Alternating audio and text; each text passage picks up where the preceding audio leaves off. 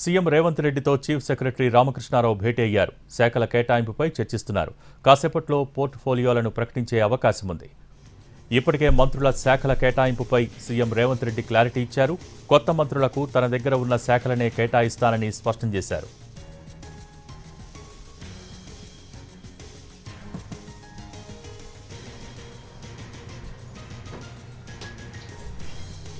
CM Revanth రెడ్డితో chief secretary Ramakrishna Rao భేటీ అయ్యారు.